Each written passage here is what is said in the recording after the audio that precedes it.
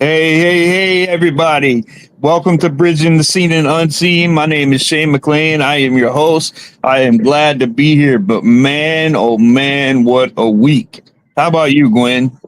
It's been a week for me too, Shane, but we are here and we got some awesome guests tonight. We So do it's going have to be some great. awesome, and the thing is about these guys is I've had a chance to work with these guys, and they are so they're just good guys in general, and they have a wonderful team. They have a wonderful just like adaptability. Like they're so eager to learn new methods and stuff like that, because I don't like to use the term professional, but they are they're really good at what they do, and I look forward to seeing what they do in the future. So, but let's before we get on, let's go ahead and bring them on. It's Jason and Gary from Tri-C.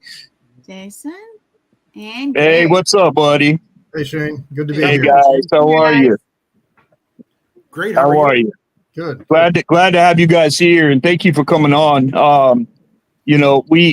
I started this podcast, guys, because like I wanted to. My whole goal was to bridge the gap between paranormal and clergy.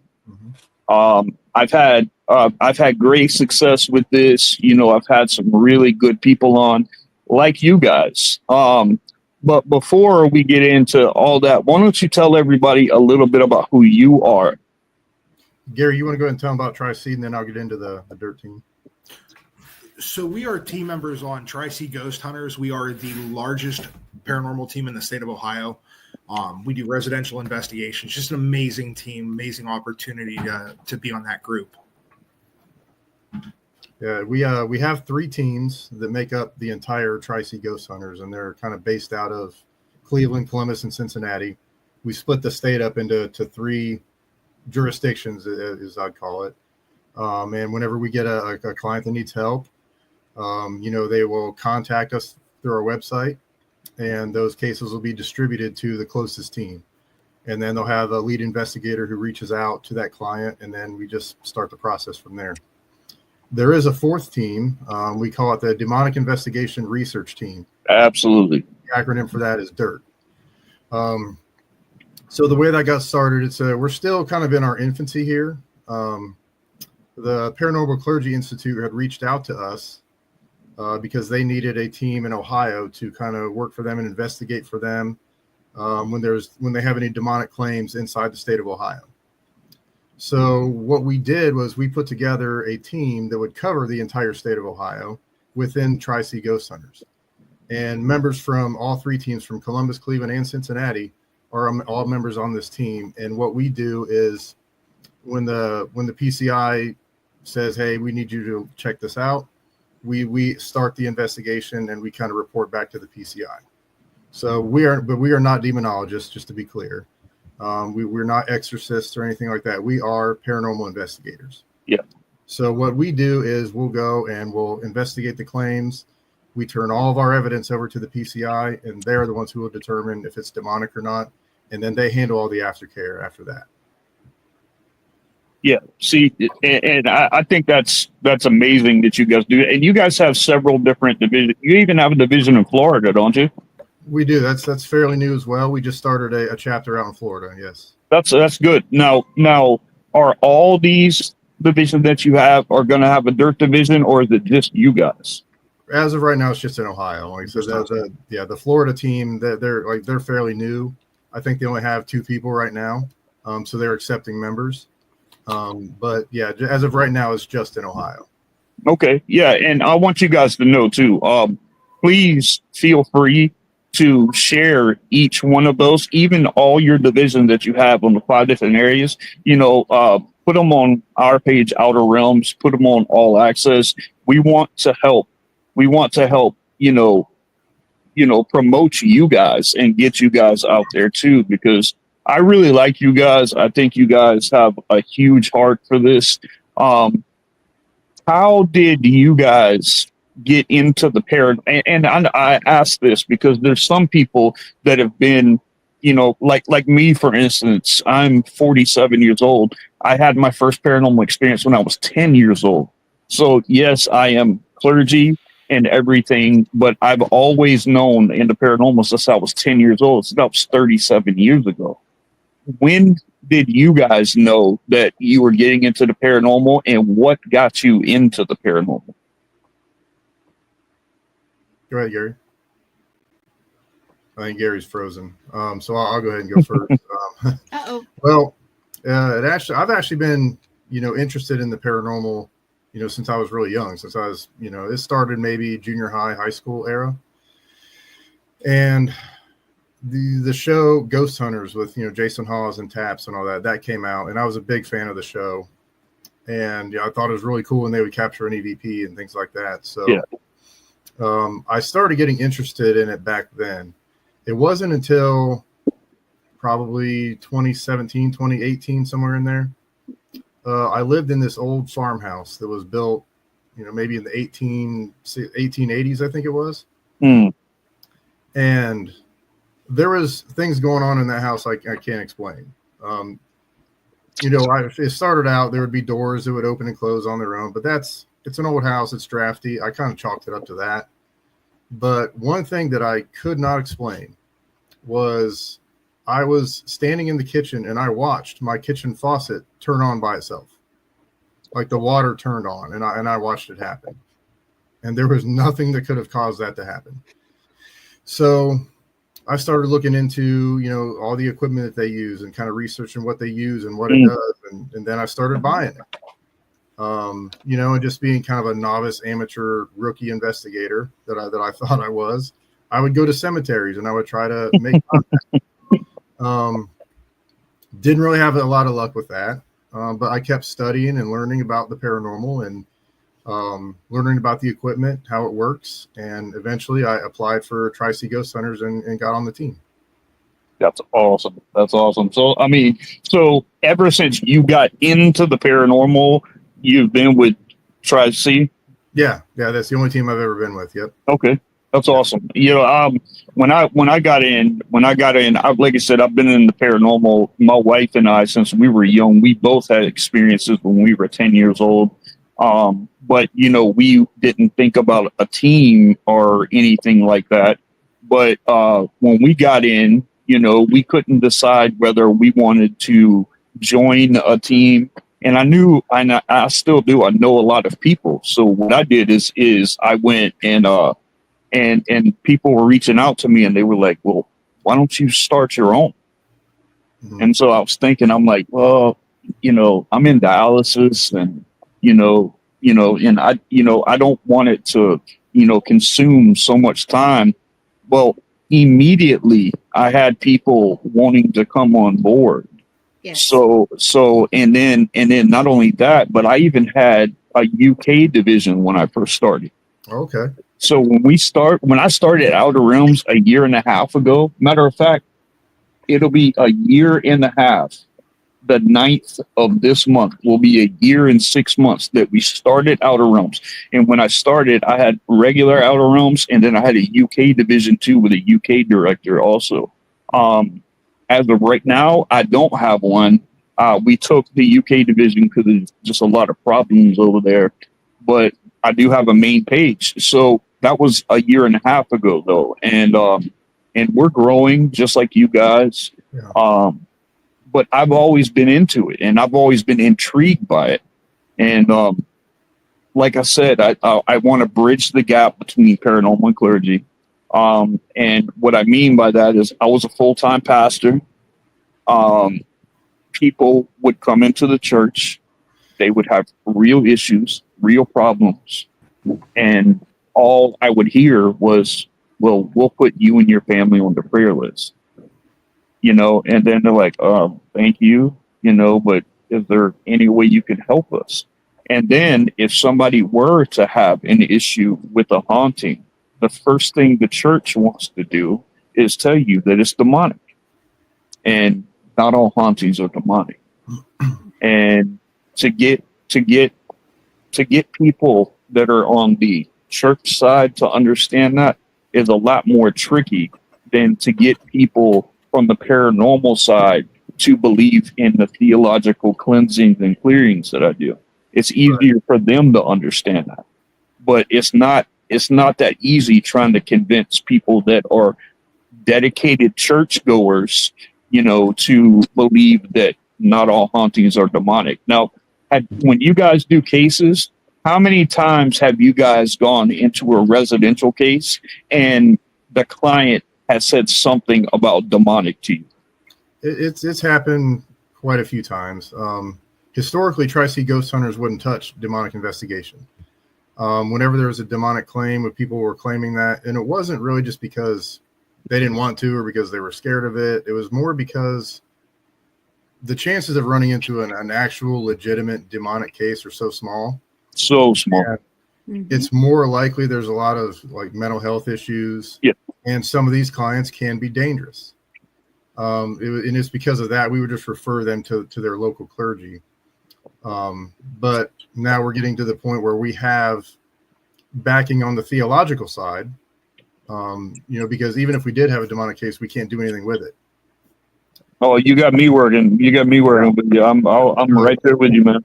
So now that we have the Paranormal Clergy Institute as our backing for this, we're more equipped to take a case like that. Yeah. And that's where one thing that all three of us share is the desire to bridge that gap with the theological side and the paranormal side. Yeah. We think that's really important because they can kind of work together when our main objective is helping people. And yep. Tri-C has a motto, which is keeping it real. Mm-hmm. A lot of times we will run into clients where we can't tell them that they have a haunting, but it seems like they want so bad to be haunted, but we will not tell them that. If we don't have good, hard evidence that they have a haunting, we're not going to tell them they do. And even more so when the word demon comes up, you put that in their head and forget about it. That you cannot convince them otherwise. True. Yeah. Hey, Gary, how about you? How did I know you were froze up there for a few, but how long have you been into the paranormal, and then how long have you been with Tri-C Ghost Hunters? So my first paranormal experience, I was 13. Yeah. See, yeah. Obviously, at a young age, that's a very, very life-changing event, and it kind of makes you question everything you've ever learned. Everything. And I still, to this day, I still question absolutely everything. It is. You have to question everything, especially in what we do. I started actively investigating paranormal in 1996, was on several small teams throughout the years, and then I joined actually the same time Jason did in 2021. Okay. All right. That's awesome. Yeah, I was telling him, I had my first experience when I was 10. And it wasn't anything scary. It wasn't anything. I was standing in a mirror in my grandmother's 4-year room or whatever, in front of a mirror that my grandfather made. He built the wood. He did the stain of the wood. He built this mirror, and he had passed away. And my grandfather was a really big man. He was from Ireland. He was 6'4", 285 pounds. He was chief lieutenant for SLED, which is South Carolina Law Enforcement Division. He was a well-respected man, not only in the church, but in the community and in law enforcement.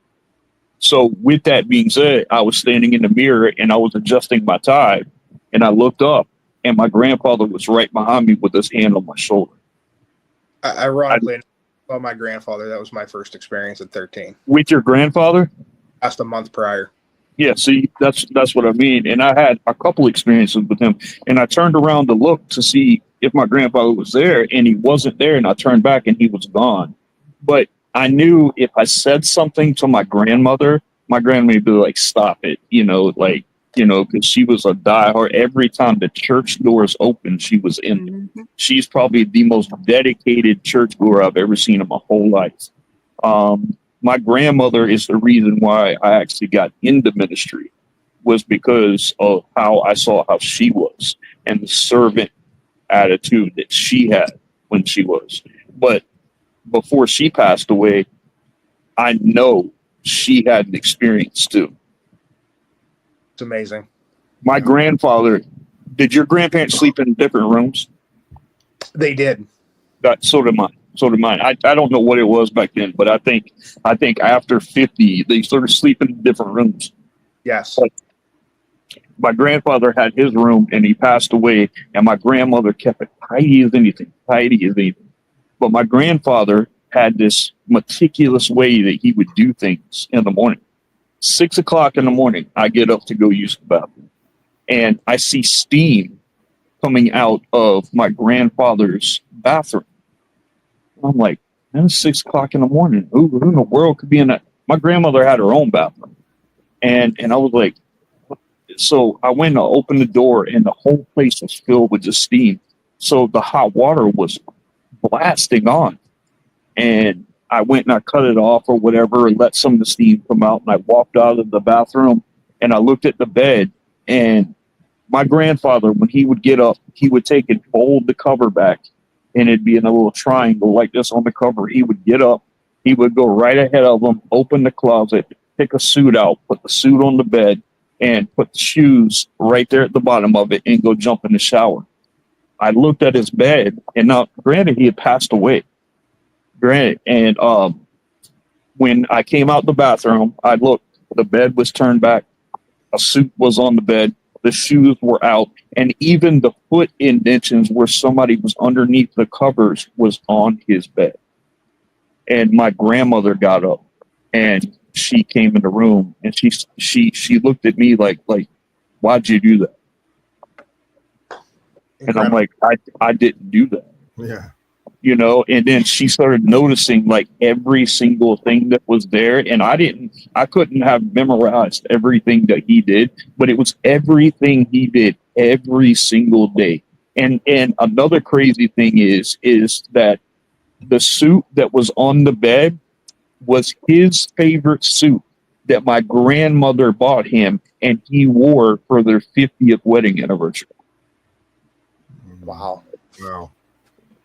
So, I mean, like I said, I know she had an experience. I know she did. But my grandmother was the kind of person that if she had a paranormal experience happen right in front of her, she was the kind of person that would be like, just ignore it.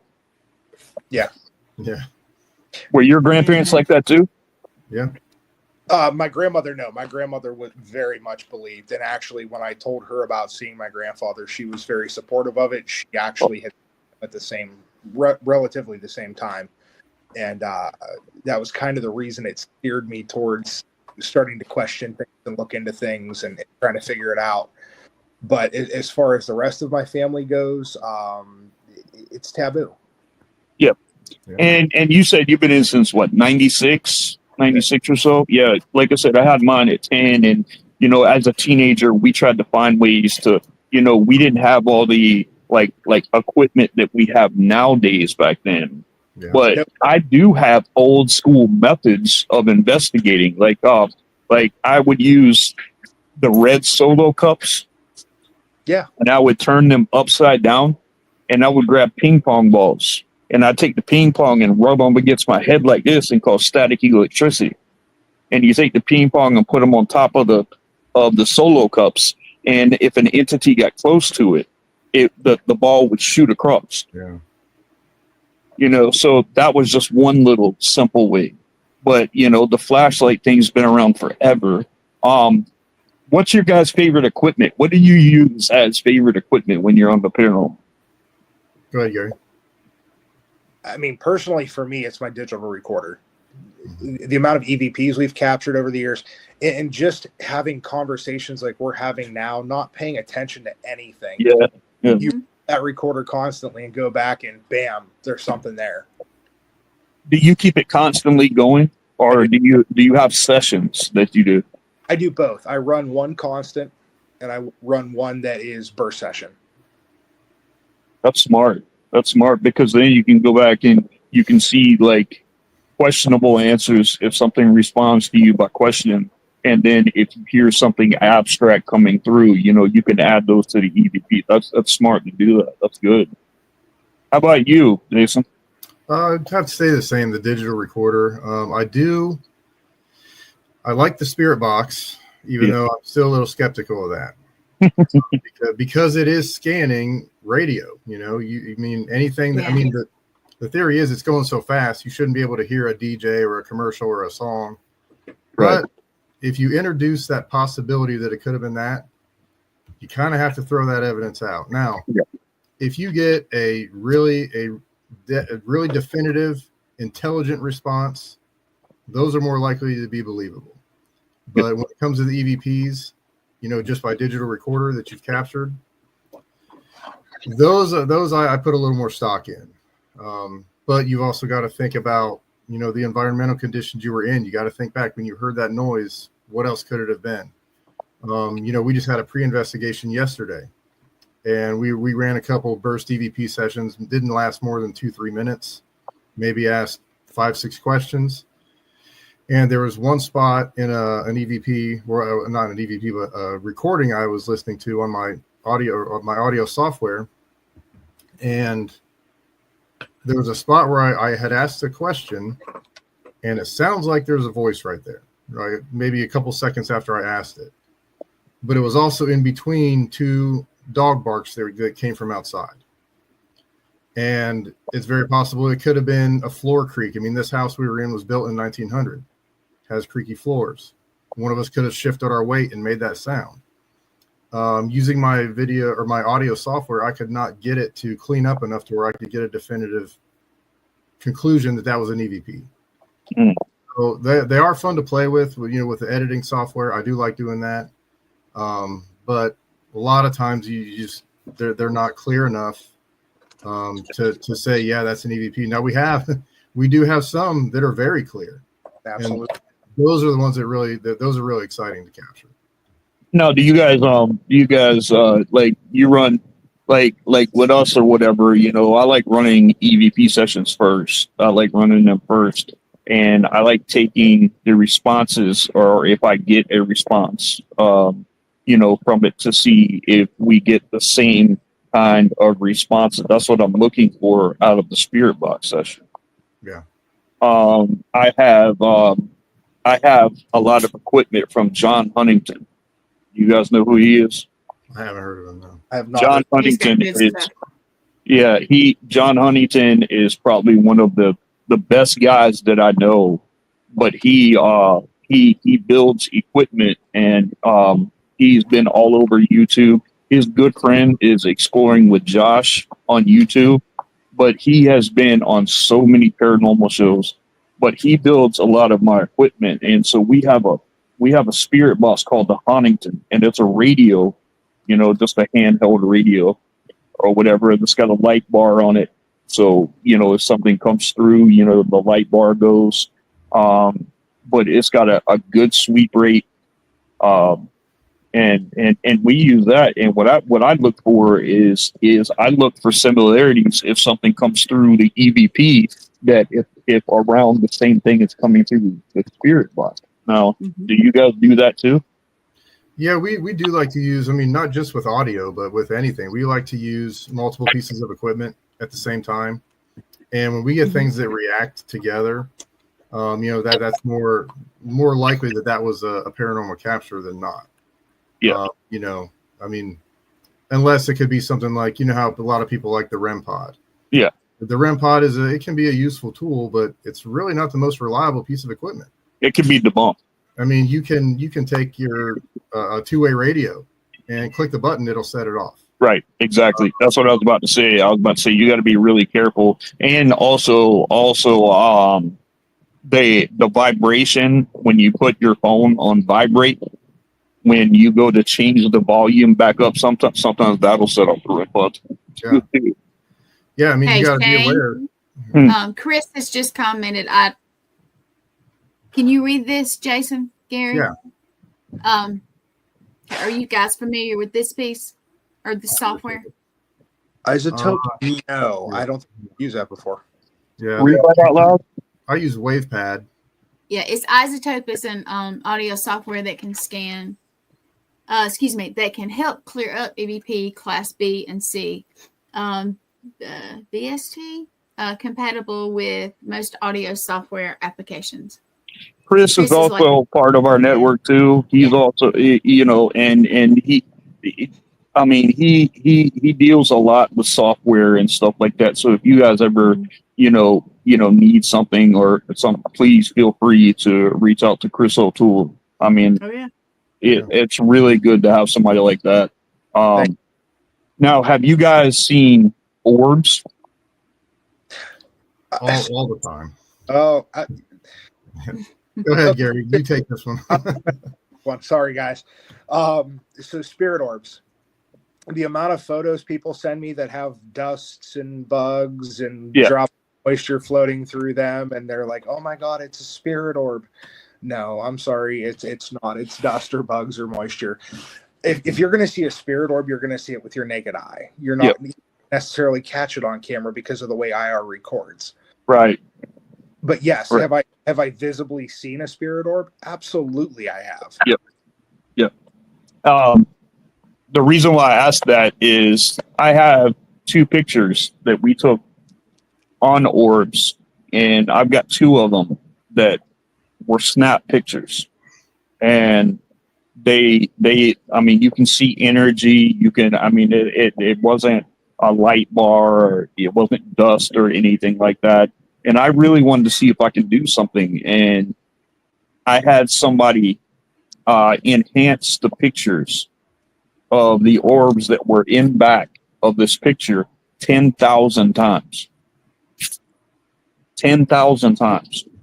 And I've got these pictures I'll share with you guys on Messenger. I've got them, but they have faces in them. Oh, wow. Now that I might.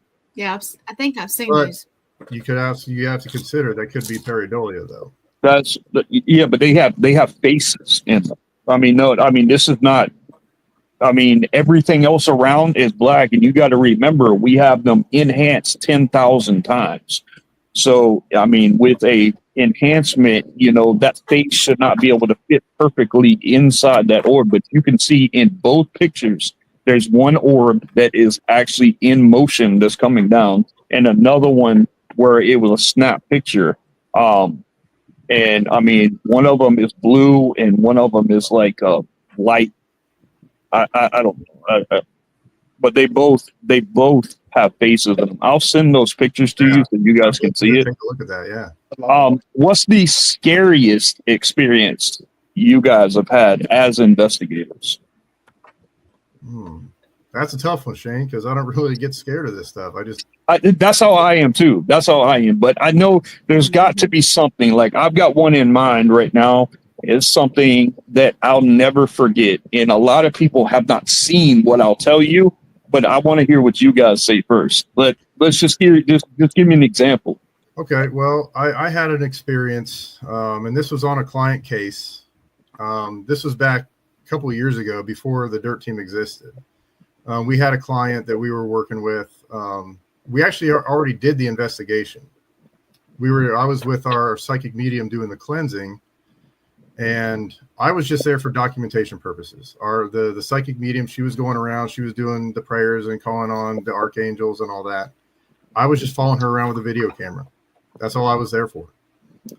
And she had said she thought that there were demons in this house. Back then, I was just, well, I didn't agree. I can just say I disagreed. I mean, she said that the way they looked, what she was seeing was black spider-like arachnid type figures. Now, it was definitely malicious. I will say that, based on what the family's accounts of what was going on. It was terrorizing a little kid. But when we were doing the cleansing, as she was doing the prayer, I just started feeling like my heart rate was getting really high. Oh, wow. I was starting to feel like I was going to pass out, but I didn't say anything. I was going to tough it out and just keep going. But finally, the homeowner, the client, said, "Hey, are you okay? Because you're turning white." And finally, I just gave in and said, "No, I'm not okay. I need to sit down." And the psychic medium actually started doing a prayer over top. She had me sit down. She got behind me. She put her hands on my shoulders and started doing like a prayer over top of me. And in about 5 minutes, it was like this weight was released off of me. And I started getting color back in my face, and I came to. And she said, "Yeah, you just may not have been a demon, but you just did suffer a malicious attack." Now, why it came from me and not her, I don't know, because I was just there. She was the one doing all the praying and all that. So, but of all the experiences, that one was probably the most strange feeling I've ever had, because it actually took me about 3 days to recover after that. I was just how were you feeling when it was happening? Did you feel oppressed by it? Did you feel like something was wrong? Like what was the feelings you were having during that time? I was just feeling really drained of energy, and it was almost like when your blood pressure plummets and you feel like your vision starts going black. That's what was happening to me. And like I said, I just thought, I'm just going to tough it out. I'll just breathe through it. I thought maybe it was something, I don't know, maybe I was dehydrated or something. I didn't chalk that up to paranormal at all. Yeah. I don't even think you think about it when that stuff starts happening. The best thing that I found is just get yourself out of the area. Go outside. Get outside, get some fresh air, do stuff like that, change up the environment, change up your breathing, stuff like that. I've had the same thing. I've seen it happen with an EVP, electrical transference. I know of someone that heard an EVP and a growl came through with a different voice coming through, and she had the EVP. Actually, Rich Valdez, his wife or girlfriend or something like that, had an electrical transference that happened where she was instantly in the oppression stage. Yeah. Oh. From an EVP. Right.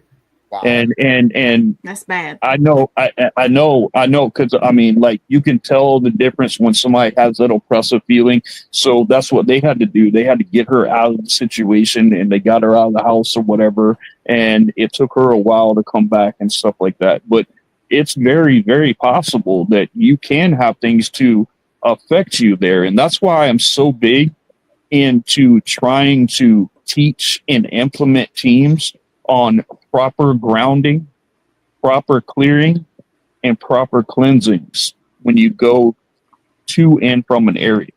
Yeah. And that's why I encourage people, before you go in to, you do a self, like a clearing, a cleansing of yourself. And I use frankincense and stuff like that, and I say, and I release. Yeah, Shane does it different by using the frankincense. Which is awesome, I do it. I use a theological method for it. Some people use sage. It's just the cases that I've worked, and I still continue to work. When people use sage, they have issues, because I had an Indian chief on here that was speaking, and I asked him particularly, I said, should a person who is not Native American, client-wise or investigator-wise, use sage? Mm-hmm. And he said, absolutely not. Right. Don't use it. So I use frankincense, and frankincense is biblical. And what I do is, before I go in, like say my wife and I were going into a location, I would take the frankincense and I would go around her body. I'd have her line up like this with her arms out, and I'd go and take the frankincense around like I'm drawing a chalk line of her body. And I would say, I release any and all negative energy in or around my wife, and I replace this energy with the light, love, peace, and protection of God. Yeah. So I pray that over. I pray it over her. I seal it, and then we go do the investigation. We're already protected going in. The energy is neutralized in case we have something going on. If we had a bad day, if we had, just anger or whatever it is, it's released before we go in, so we don't bring any negative energy in. And then before we leave, we do another cleansing as we leave, to make sure that we don't carry any residual energy with us. Now, do you guys do that same thing? And what's your guys' methods? Like when you do a clean, do you just use holy water? And we don't do too much of the cleansing aspect of it. Usually we turn that over to the people that are way more qualified to do that than we are. So whether it be, having them reach out to clergy and having them come in, we do work with some Reiki experts. We have some people on the team that are capable of that. That's a little above my pay grade. Yeah, well, see, that's Gary's on the Cleveland team. I'm on the Columbus team. And on the Columbus team, we actually have two very gifted psychic mediums. Okay. And we have one who her methods are more theological, more religious based. The psychic? Yeah. That's interesting. And then we have another one who her methods are more dealing with frequencies, the singing bowls, the pendulums, those kind of things. That's how she does her clearing. So it really is a good asset to have on the team because, we don't have to refer them to clergy on the Columbus team. We can have, we have a one size fits all when it comes to that, because if we have a person who's not really, if their religion doesn't agree with that, we don't use the religious psychic medium. We'll use the spiritual one. Okay. If we have someone who is more a believer, in God and their faith is strong, then we'll bring that one in. So we can do it either way. I have found that people, and I tell clients too, and say I have a client that's not a religious person, which, we have come encounter with people like that. And I tell them, I tell them flat, I said, I use a theological method of clearing and cleansing of a house. And they understand that. And they're like, well, I'm not a religious person. And then I wipe my head like sarcastically, and I'm like, thank goodness, because I'm not religious either. I just have a relationship. So I mean, when I lighten up the situation, and I'm not here to bring like any kind of churchy judgment to you. I'm here to bring a theological method that is tried and true when it comes to cleansing your house, your family, and everything. And my hopes is using that your family finds purpose to take that back, to take your environment back, take your peace back, take your happiness back, make the room a little lighter in there. That's my goal, when I go in. But I've had pretty good reception, with people, when I tell them that I use a theological method of cleansing.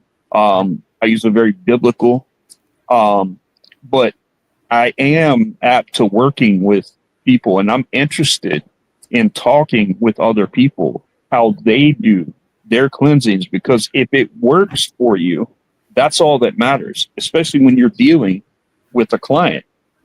What I don't like is when paranormal teams go in and they'll go in, do an investigation, stir things up, and then it makes it worse for the client. Yeah. I don't like that. And I don't like when paranormal teams go in and they said, oh, you have an evil spirit or a demon. And then it gets them all scared and rowdy, and then they don't know what to do about it. Right. And I don't like that. That leaves teams like us that come in, and it's happened to me. I don't know if it's ever happened to Jason, but me specifically, I've gone in on at least 2 different cases and had to do damage control because of that. No, what is your version of damage control? Because I'm sure it's probably the same around as mine. But what does that mean to you when you say damage control? The one case in particular, she had a team come in. They told her that she had evil spirits in the house, that there was a demon in the home, that this demon was actually physically targeting her. And I said, okay, we're not going to go there right now. Let us do our investigation. I said, and then I'm going to sit down with you and your husband, and we're going to go over what the results are. And after doing that investigation, the stuff was completely explainable. They were hearing voices coming from their attic. And I'm a construction expert. And as a construction expert, I look at things very logically in a home. Sometimes there's explanation for voices in your home. In the neighborhood she was situated in, the way her home was constructed, she had 2 end vents out on the end caps of her house. And she was hearing every neighborhood child that was talking, laughing, giggling. Coming from the direction. Okay. Yeah. It was coming through the attic because there was very low insulation up there. It was wide open space up there, and it was amplifying it like a microphone. And this team had her convinced that these were demons trying to speak to her. Demon. Yeah. Demons. Interesting. That's terrible. It took me a dozen conversations with her and her husband to bring her off the ledge. And you see what I'm see, that's what I'm talking about right there, Gary. That's exactly what I'm talking about. You tell a client that, and it gets them all scared, all stirred up. They start thinking, "Oh, I have to protect my kid. We have to protect our family." The paranoia sets in, the fear sets in, and I mean, things can get drastically worse for them. And I cannot stand when a paranormal team uses that term. And YouTube has made demonic so accessible that everything is demonic. Yeah, and it's been sensationalized too. Like, yes, it's almost like it's the end thing is to have a demonic infestation. Yeah. And Shane, I think you and I even breach this. Churches are bad for it too. Yep, 100%. And that was my whole purpose here, is because me bridging the gap between paranormal and clergy. That's not to get like just paranormal comfortable with clergy working with them. That's also understanding that clergy can understand the paranormal too. You know, and that's my goal is bridging. That's why my show is Bridging the Seen and Unseen. It is bridging the gap between paranormal and clergy. And I think it's very important. And I'm not talking about a theological clergy. Like there's different clergies. There's different, you know, people that are Buddhist, people that are Muslim, people that are, you know, they have their ways of doing it. And if it works helping people, who am I to say that you shouldn't do that? Yeah. I'm not going to judge the way somebody, but what I will do is that if you go in and you make a client's situation worse, that does aggravate me. Yeah, absolutely. One of my cases that I had at the first of the year is actually going to be on a show in the fall. It's called My Haunted Hometown. Mm-hmm. And they came down from Canada and they filmed one of my clients. My clients wanted his story told. My client literally had 2 paranormal teams come in, a demonologist, and a priest. And none of it worked. His situation was getting worse. So one of the team members reached out to me and they were like, "Hey, could you take a look at this?" And I said, "Yeah, sure. I'll take a look at it." And we went, my wife and I do it all. You know, we went, we had a long conversation with them over the phone. We had a face-to-face with them. We had a very thorough interview session with them. I found out one thing that I always ask is, how many people in your home is this affecting? Yeah. And it's important to know that, because like in this case that I'm referring to, it wasn't affecting anybody else in the household. It was affecting the dad. Mm-hmm. So I was like, well, why is it affecting the dad? So we did the investigation, you know, between EVP, spirit box sessions, Shane, my client, was able to come in and he was actually able to confront the entity that was there. And let me tell you what the entity was, guys. It was a guy by the name, and we got this all on Spirit Box. We kept getting Franklin, we kept getting Henry, we kept getting Railroad, we kept getting Explosion, we kept getting all kind of stuff that were coming through our Spirit Box. And we had all that down. And I just happened to look at the dynamic or his area, you know, geographically. And about a quarter of a mile away from his house is a railroad track that runs back in the back of his house. And I looked up and I said, you know, I wonder. And I just looked it, and I looked it up. And in 1973, was 72 or 73. It was 72 or 73. Franklin Henry was a 28-year-old firefighter who was on a train with 6 other firefighters. And a propane leak came on that train and blew them up instantly. And he was married. He had kids and stuff like that. And so that was all coming through on the spirit box, and that's what we found out. So he was actually able to confront, Franklin Henry. And the funny thing is, I found a news article with Franklin Henry from that time, and I got a picture of him. I got a picture of Franklin Henry. And if you took my client and you took a picture of Franklin Henry and put them right next to each other and took the glasses off of Franklin Henry, they looked identical. Wow. He was living vicariously through my client. Yeah. Because he no longer had his family. And it wasn't like it was drastic, like he like Franklin was going and taking Shane's shoes off his shelf and throwing them on the floor. Mm-hmm. Or picking up his razor in the bathroom and throwing it in the shower. Yeah. And it was affecting him like that. So but when the paranormal teams came in, they were like, oh, you have a dark spirit that's attached to, this toy or something that was in there and his family was getting nervous, and they're like, man, are we going to have to move? But then they found out that what it was, and Shane was able to come with me when I did the cleansing. I did the whole cleansing of his house. And like I said, I do a very thorough cleansing. And at the very end of it, I get the family together. I got Shane and his family together. We prayed together, and Shane took his family back. He said, you are no longer welcome here. You have to go.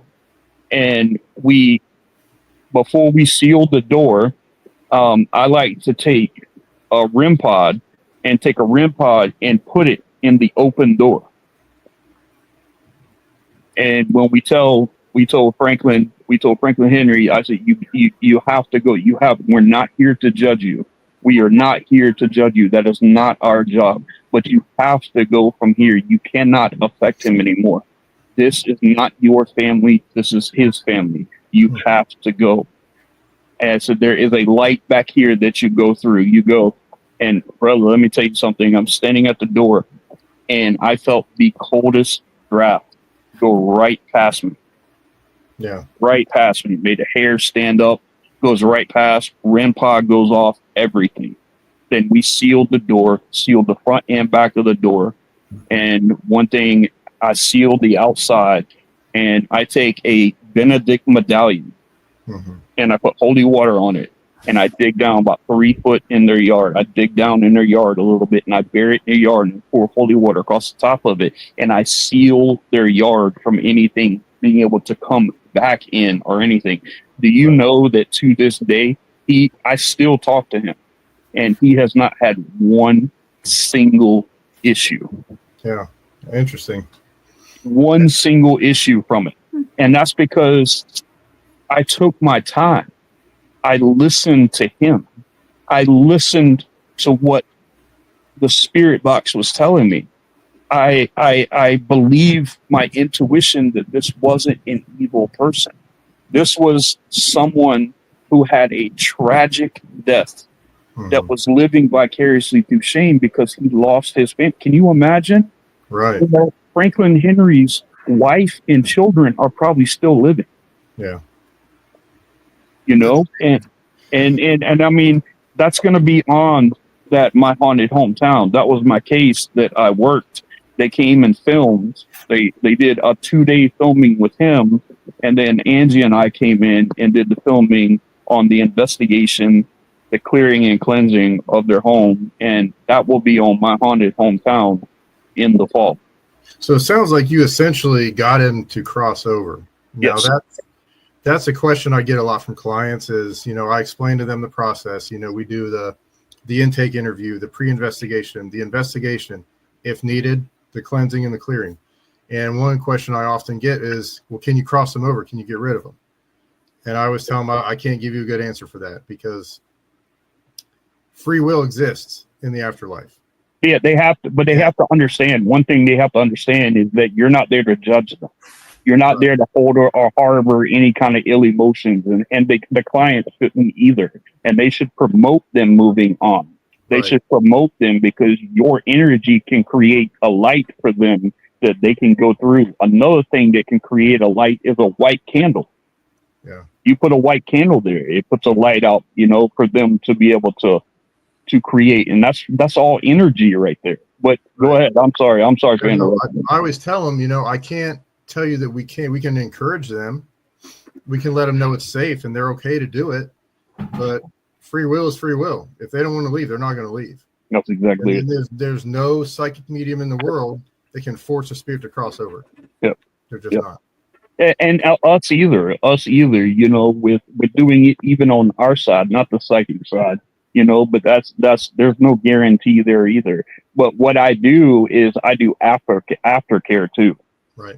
So I keep in contact with them if they need. The only other issue that I had with this client is he went to an army and military store and he bought a like one of their soldiers' vests that belonged to a soldier that died in Iraq and Afghanistan. Mhm.